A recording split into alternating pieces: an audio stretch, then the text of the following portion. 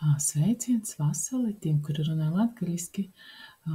Es esmu Elvīra, un man ir datorā iekrājušās visādas lietas, visāda informācija, prezentācijas, ne tikai datorā, bet arī manā sirdī, ar ko es labprāt vēlētos padalīties. Un auglība vai neauglība ir viens no tematiem, kas mani ļoti interesē, jo tas ir arī mans stāsts. Un tas, ko es šodien jums pastāstīšu, ir sācis tapt, tad, kad es mācījos Lielzemenēs pirtsskolā, kā mans kursa darbs, un tālāk jau es viņu updatēju un pievienoju klāt informāciju un gribētu padalīties ar jums. Tad, kad jūs klausāties šo, tad palūkojiet, kas no tematiem, kurš no teikumiem, kas no manis teikta atsaucas īpaši jūsu sirsniņā, un varbūt tad šo tematu ir vērts pašķetināt un palūkot tālāk. Šeit ir divas tādas tautsdziesmas jums iedvesmē par to, kā tad tās dvēselītes nāk pie mums šeit uz zemes. Jūs varat palasīt viņas, pajust, kā tas jums atsaucas.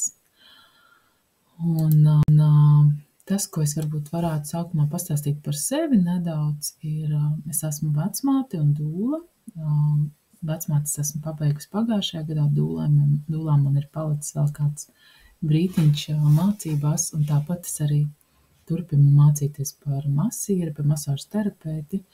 Strādāju pirtiņā ar sievietēm, ar ģimenēm, un vēl viena lieta, ko es daru labprāt, ir arī GAPS uztura konsultācijas. Esmu certificēta konsultante šeit Latvijā. Un tas, ko es daru, arī tajā skaitā neauglības, auglības tematā, ir pieskārienu terapija. Tās ir gan masāžas, tajā skaitā pirtiņā, kuras izmantoja dažādas tehnikas, lai palīdzētu sievietēm, lai palīdzētu pāriem ieņemšanai. Krieviski ir tāds vārds latki pravkinazačacija. Es mēģināju šo vārdu kā saprast, kā mēs varam latvisku līdzīgi pateikt. Tā ir līdzināšana auglībai vai izlīdzināšana auglībai, salīgšana auglībai, ko mēs veicam šajos rituālos. Un tāpat bez pieskāriena ir arī šīs manas zināšanas un praksē gūtās iemaņas par mikrobiomu. Es runāju par attiecībām, un arī tad, kad ir izdevies sievietei pārim tikt pie bērniņa, tad arī atbalstu kā dūla gaidībās un arī dzemdībās. Un, kā es jau minēju, auglības temats ir arī mans stāsts. Savu pirmo puisīti, ko jūs redzat šeit bildē, es gaidīju 7 gadus, daudz ko darīju pa šo laiku, lai tas notiktu, un tas, kas man ar manu dēlu Interu nostrādāja, varbūt ar Dieviņu nostrādāja, ir manas lūkšanas. Strādāju toreiz prezidenta kancelējā Rīgas pilī, un no Torņakalna gāju kājām uz darbiņu un skaitīju rožu kroni un skaitīju citas lūkšanas, bija iemācījusies no galvas un mani uzklausīja.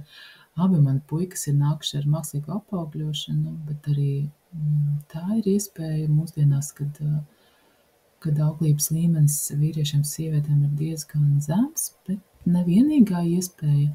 Es nezinu, vai ar tām zināšanām, kas man ir šodien, varbūt tajā laikā būtu varējis notikt arī citādāk, bet es esmu pateicīga par to, ka man puikas ir atnākusi šādi, un esmu šobrīd precējusies 2. reizi, un arī joprojām tas auglības jautājums nāca man līdzi, un arī šajā dzīves posmā ir daudz bijušas pārdomas par to, cik daudz un kas man būtu jādara, vai es vēlos 3. bērnu, vai es esmu mierā ar to, ka viņš var arī nebūt.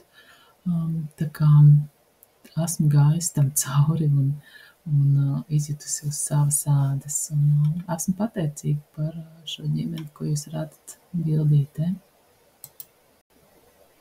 Vairāk par sevi es nestāstīšu, ja jūs vēlaties paklausīties, kā mums ar manu vīru Arni iet. Šobrīd arī mūsu ceļā līdz tam, ka mēs esam pieteikušies adopcijai, tad varat paklausīties Latvijas radio podcastu Normāla ģimene un uzzināt kaut ko vairāk par mums abiem. Tad pārējām pie paša satura. Te mēs redzam datus, kur šie dati vēl no tā kursa darba tapšanas laika par procentuālo skaitu, cik saskarās vīrieši, sievietes ar pazeminātu auglību vai neauglību. Es domāju, ka šiem datiem, diemžēl, ir tendence pieaugt, un tie iemesli ir mūsu dzīvesveids, tas, ko mēs ēdam, tas, kā mēs citādāk varbūt domājam par bērniem, arī ar daudzām citām lietām iespējams ir kāda saistība, ko mēs mēģināsim šodien tad arī pašķitināt uz priekšu. Tas, kas ir būtiski saprast, un nevienmēr tas ir vienkārši par to, ka nav atsevišķi neauglīga sieviete vai neauglīgs vīrietis, bet ir šis pāris. Tā ir tas ir divu cilvēku stāsts un divu cilvēku iespēja. Kaut vai no tāda bija ļoti vienkārša redzes punkta kā mikrobioms, kā kopīgais mikrobioms, kas ir pārim, kuri ir kopā, kuri mīlējas. Tad šis ir ļoti, ļoti līdzīgs tas mikrobioms, kas ir abiem. Bet šī ir tāda viens piemērs. Un, protams, ka šis teikums, šī atziņa ir arī par kaut ko vēl vairāk. Ieva Čevska ir viena no manām skolotājām. Paldies viņai no sirds par tik daudz ko viņa ir darījusi manā labā, ko viņa ir bijusi līdzās, lai es kaut kur tiktu uz priekšu, kā cilvēks, kā sieviete. Un tas, ko es labprāt paņemtu no viņas, ir attiecībā uz to, ko es stāstīšu tālāk, ir par to, vai metode strādā vai nē. Tie var būt gan vārdi, gan augi, gan metode. Un tas nosacījums ir par to, ka svarīgi, vai tas cilvēks, sieviete, vīrietis tic tam, kas tiks darīts un šai metodē, jo ja šīs ticības nav, tad visdrīzāk tas arī nestrādās. Tā kā, ja ir ticība, tad tam varētu būt arī labi rezultāti. Šajā slaidā stāsts ir no grāmatas Slimība kā simbols. Jūs, ja kādam ir pieejams, var arī palasīt detalizētāk, proti par 3 tādiem simptomu līmenim, kas ir neauglībai. Proti viens ir šis stress un apkārtējā vide, kur dēļ spermatocītu skaits ir samazinājies uz pusi, ka varbūt pārī vai kādā no pāriem ir šī neapzinātā aizsardzība, kas neļauj dvēselē nākt. Un arī kā trešais variants simptomātikai var būt šī stingrā dzīves plānošana, kur nav vietas, kur grafiks ir tik stingri saplānots, ka nav šīs baltās lapas, baltās vietas, kur dvēselīte varētu ienākt. Un šeit jūs varat palasīt, kādu tad risinājumu piedāvā Dauke Rīdeke savā grāmatā, ka mēs apzināmies šo pārslodzes situāciju, gan garīgi, gan ekoloģiski, gan arī apzināmies motivāciju, kāpēc mēs vēlamies, lai bērns ienāktu mūsu ģimenē. Un ļoti laba motivācija ir tas, ka mums ir tik daudz mūsu ģimenē, mūsos, ka mēs labprāt dalītos ar kādu ar šo pārticību, šo laimes sajūtu, šo prieku. Te arī turpinājums no Slimība kā simbols, par risinājumu, kas var būt, par to, ka mēs kļūstam pieticīgāki, atceramies, ka vairāk nozīmē mazāk, un arī runa ir par paļāvību. Tavs prāts, lai notiek, esam atvērti pret to, kas ir labākais iespējamais mums un šai bērnu dvēselītei, kas gribētu vai negribētu pie mums nākt, lai arī cik grūti dažreiz to ir pieņemt un atzīt pašiem sev. Vēl viena atziņa no Hilgera Tomasa, no dzemdniecības speciālista, ir par to, ka mums ir ļoti būtiski saprast, ka šī reproduktīvā funkcija nav mūsu primārā izdzīvošanas funkcija. Un ja mums kaut kur citur ķermeņa sistēmā ir kaut kur nav līdzsvars vai ir šī stresa situācija, kad mēs domājam par izdzīvošanu, tad reproduktīvā funkcija ir nolikta malā, un tas nav prioritāte. Tā kā par to mums arī ir jāizdomājas, un arī par to, ka kopumā auglības pazemināšanās var būt kā indikators tam, ka mūsu ķermenī kaut kur nav līdzsvars vai kaut kas nav kārtībā. Un varbūt mēs dažreiz varam šo uztvert arī kā tādu dāvanu vai lūgumu no mūsu topošā vai gaidāmā bērna, ka viņš gribētu, lai mēs šo te mūsu fizisko un citus ķermeņus sakārtojam, un ka viņš gribētu ienākt jau tāda līmeņa mammas ķermenī. Te ir daži virzieni, ko tad mēs varam darīt, lai tiktu uz priekšu, jo dažkārt tiešām sajūta ir tāda, ka tu esi iestrēdzis, iestidzis un nesaproti, un ir izmisums, un ir dusmas, un ir sēras, un kas vien viss ir iespējams. Bet tie daži virzieni, ja mēs spējam tādus nelielus solīšus uz priekšu, mums palīdz kaut ko saprast, kaut ko salikt pa plauktiņiem. Un tas pirmais solis ir uzņemties atbildību un pateikt, es esmu atbildīga par savu dzīvi un būt patiesam pašam pret sevi. Mēs varam arī sakārtot daudzas lietas, kas ir gan mūsu individuālai stāsti, gan mūsu dzimtes stāsti, arī traumatiskas pieredzes, gan mūsu pašu dzemdībās, gan arī mūsu dzimtes sieviešu stāstos. Un ļoti, ļoti daudz ko dod arī tas, ka mēs uzlabojam savu dzīvesveidu, gan ēdienkarti, gan kustības, gan arī ir cita veida, kā mēs ar ķermeņa palīdzību kaut ko varam darīt, lai savu auglību uzlabotu.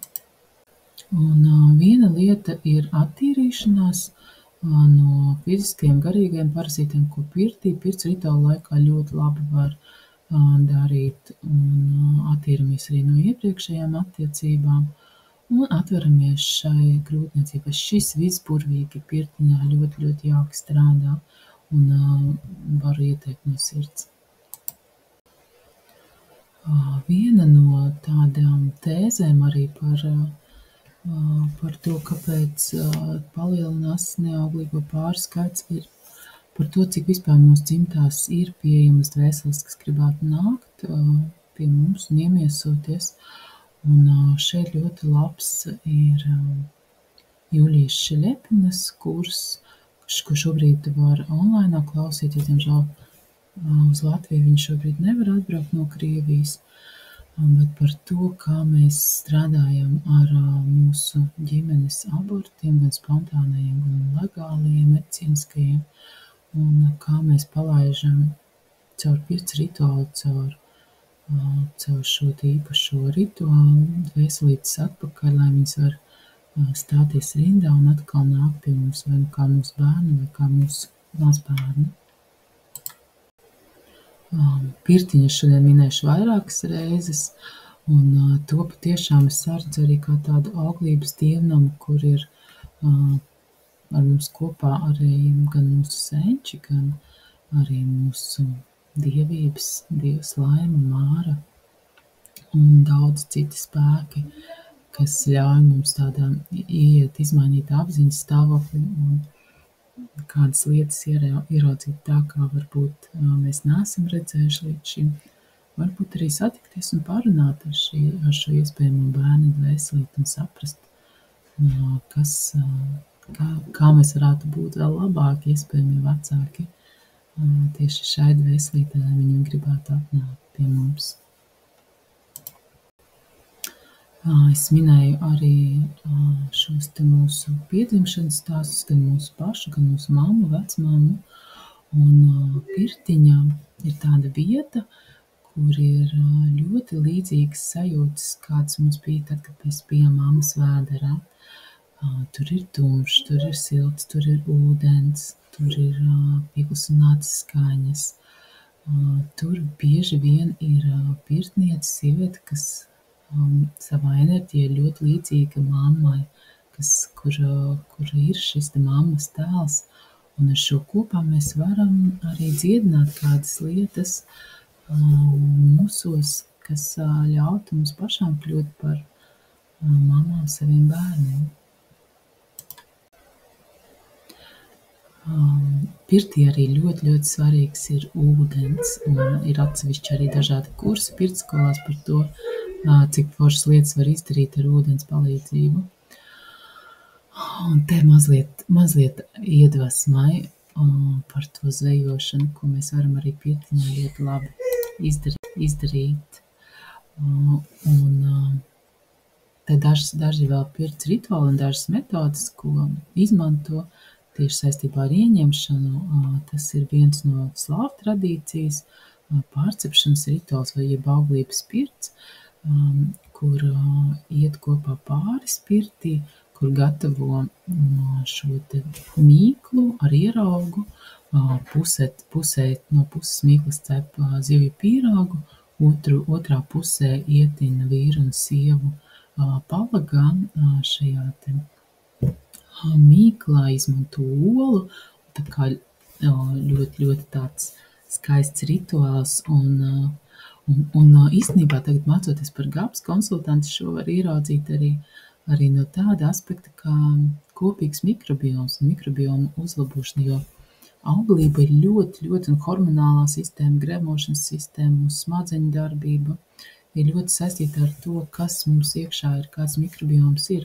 Un tad, kad mēs briedinām maizīti mīklu, tad tur fermentācija notiek ļoti smuki, un ja mēs šo pirtī siltumā uzliekam uz ādas abiem diviem partneriem, tad caur ādu kā lielāko orgānu, es domāju, ka tur tās foršās izmaiņas arī ļoti labi var notikt. Tā kā ļoti smuks rituāls, ko var izmantot.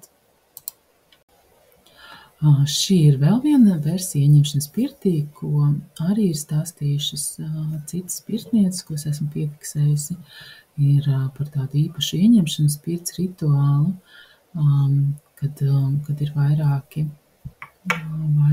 posmi sagatavošanās, ir atturības laiks pārim, izmanto lielu skaitu augu, ir arī liela nozīme pirtniekam, vai šim rituālu veicējam, kas piedalās, izmanto vārda spēku ar dainām, dziesmām, vārdu un domas salikšanu kopā. Un arī tas, kas ir mana mīļākā disciplīna, ir auglības masāžas, kur mēs strādājam ar iegurni, ar dzemdi, ar ovadiem, vīrietim arī ar prostatu. Un šo masāžas palīdzību arī līdzsvarojam gan atsevišķu vīriešu, sieviešu ķermeni un līdzsvaru, gan arī viņu kā pāra attiecības harmonizējam. Te vēl ir dažas lietas papildus, kas esmu pielikusi, ļoti jauki. Es arī pati esmu mēģinājusi, ir Lomi masāža, kur, manuprāt, stāsts ir par beznosacījumu mīlestību. Reindrafs masāža arī tiek pieminēta kā viens labs palīga līdzeklis. Rebozo izmantojam arī ēteriskās eļas masāžas laikā, un tad, kad mēs masējam ar augiem, es arī bieži vien izmantoju kādas baltas zīmes, kuras ir palīdzošas cilvēkam un viņa nodomam par auglības palielināšanu.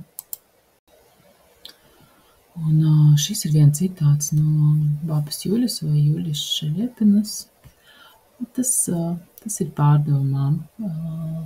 Tas arī ir viens lēmums, viena iespēja, kas ir ģimenēm par adopciju. Arī līdz šim lēmumam kādreiz ir jānonāk.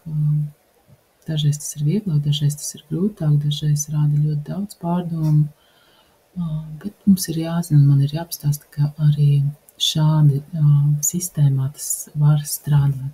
Un arī te ir gadījumi, kad tieši pēc adopcijas arī pārim pašam piedzimst bērniņš. Tur ir saistībā ar to, kā no kuras dzimtas tā dvēsele nāk un kā tās iespējas pēc tam mums atverās. Te es pavisam pārskriešu aši par tādiem auglības augiem, ko var izmantot pirtī, ko var izmantot arī kādos citos veidos, kā nu augi ir lietojami vai tējās, vai aplikācijās, vai tinktūrās. Es ātri iešu cauri, tad, kad jūs klausāties, jūs varat apturēt šo vietu un palasīt tieši par kādiem augiem, varbūt, kas jūs uzrunā.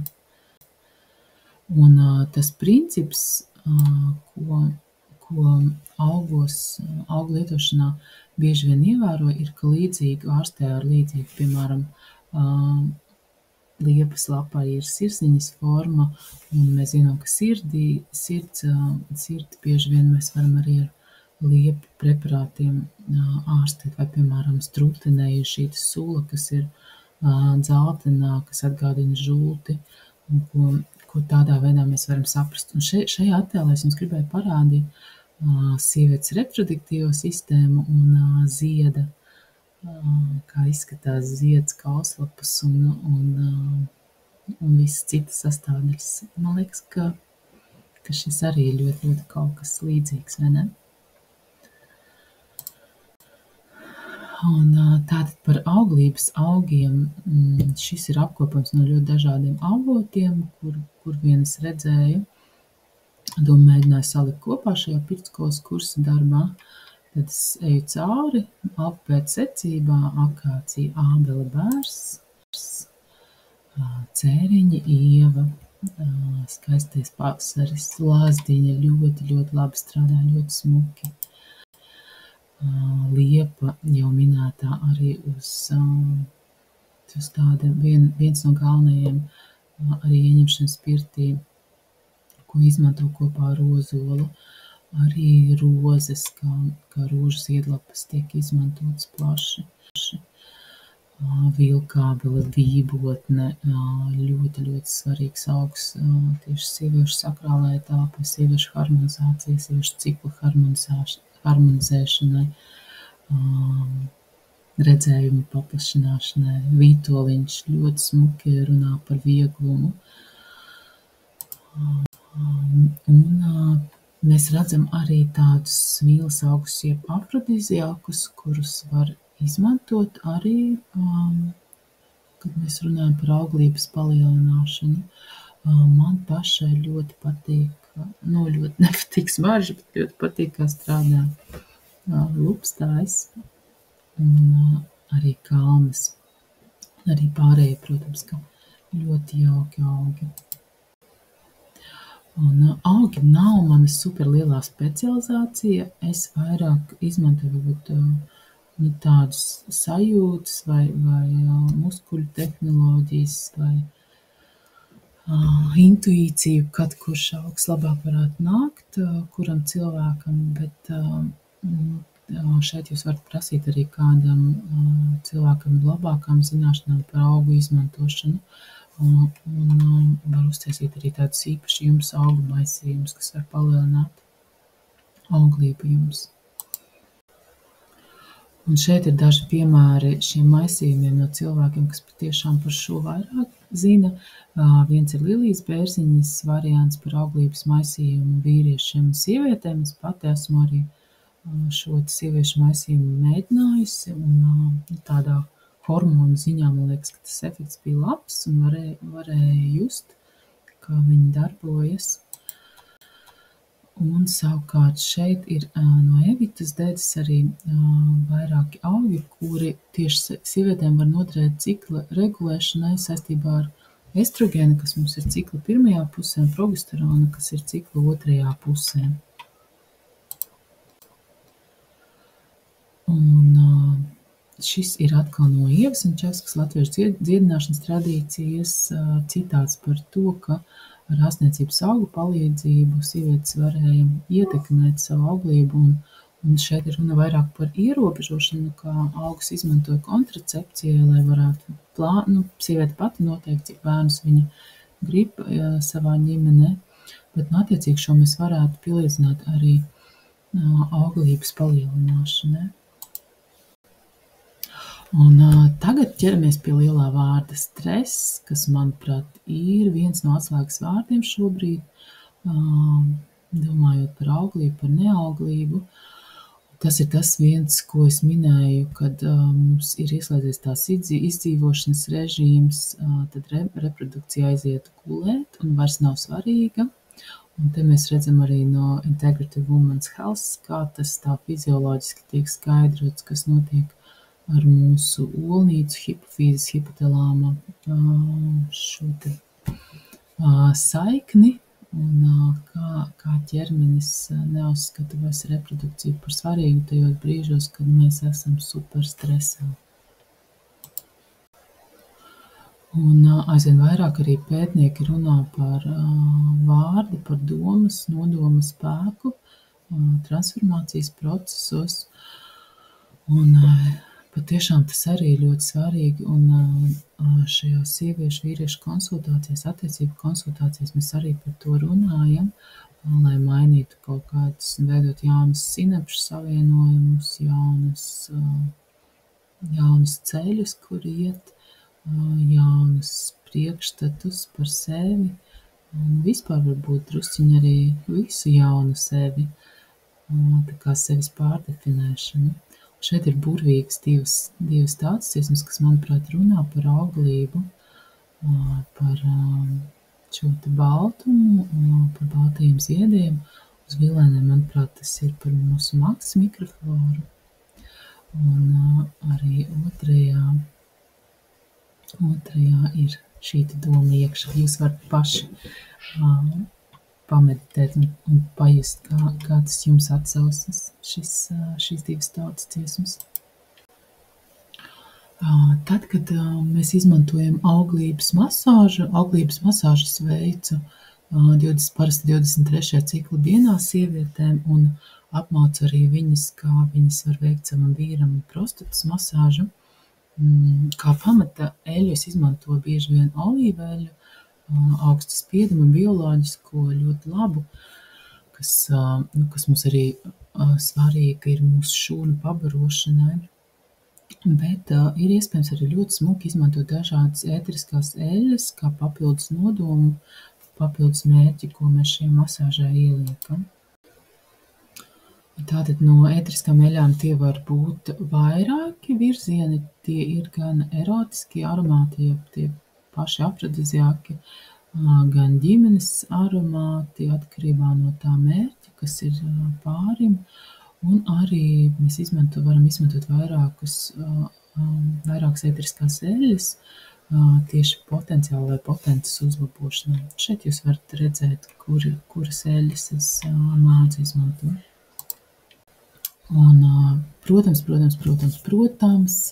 super svarīga tēma ir arī, es daudz lietu vārdu super, piedodiet, svarīga tēma ir arī uzturs, un tas, ko mēs ēdam, veido daudz ko saka par mums, un šeit es vairāk varbūt varu palīdzēt kā GAPS uztura konsultante, iesakot vai nu GAPS diētas, kaut kādus principus, kas varētu palīdzēt uzlabot, atjaunot zarnu darbību, zarnu mikrobiomu, kas ir ļoti, ļoti saistīts arī gan ar mūsu smadzeņu darbību, gan arī mūsu reproduktīvajiem orgāniem un sistēmām. Tur alternatīva labi ir, manuprāt, arī paleo diēta, bet es neesmu tik ļoti kategoriska, sakot, ka GAPS vai paleo ir tāda panacēja visam.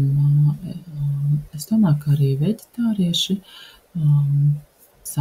uztaisot šo te savu uzturu,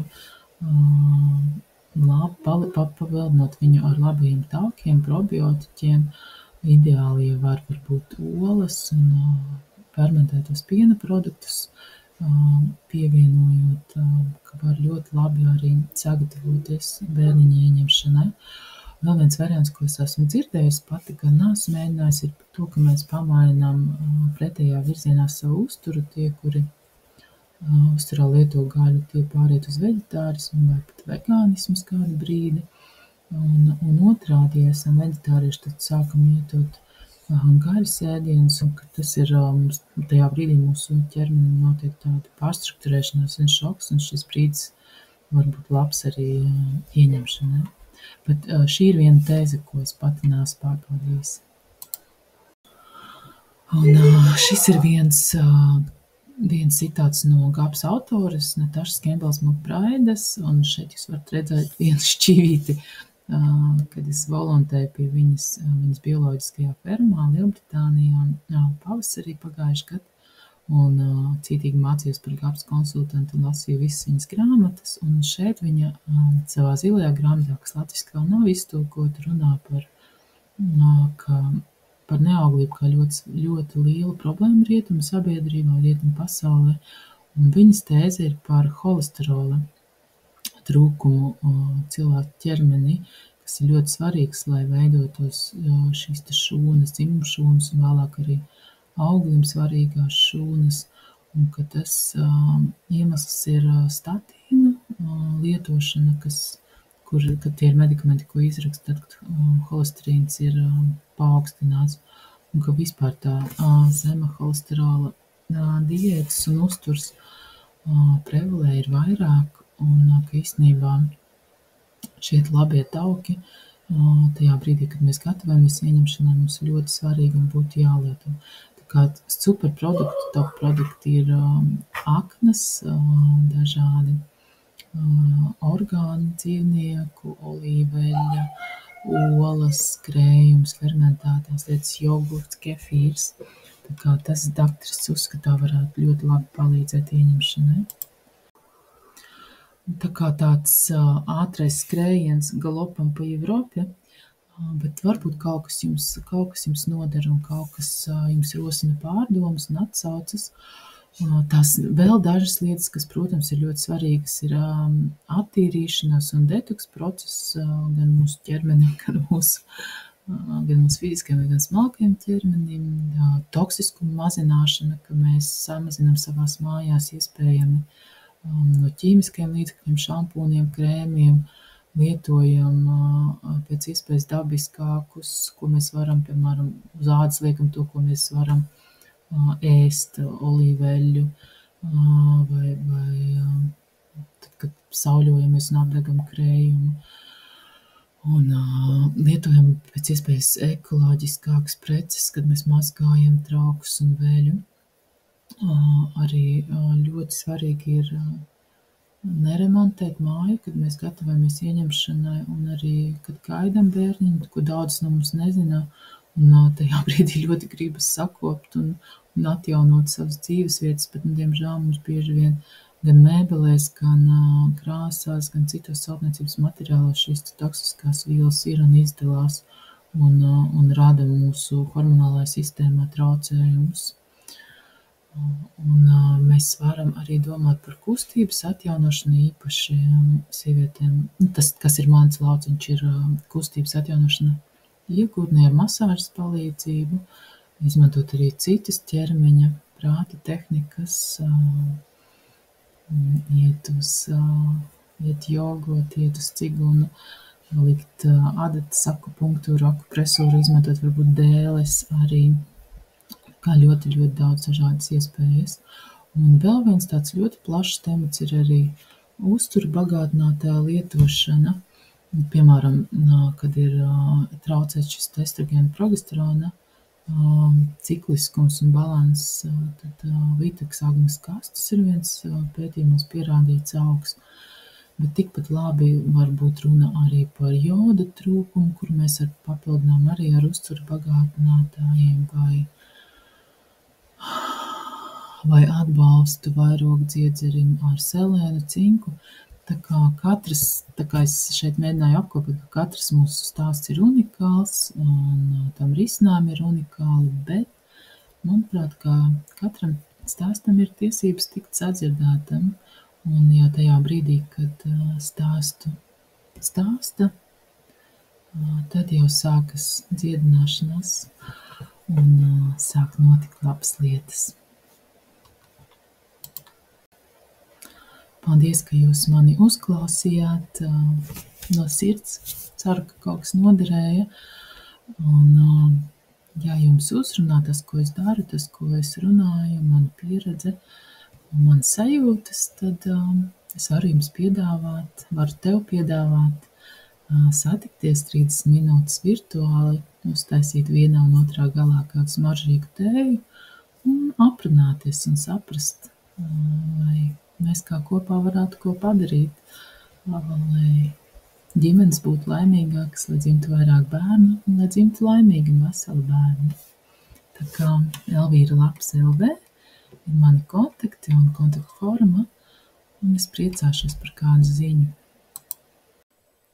Un, ja kaut kas no šī tev noderēja, tu vari uzsaukt mani arī kafiju vai varbūt bībotni tēju.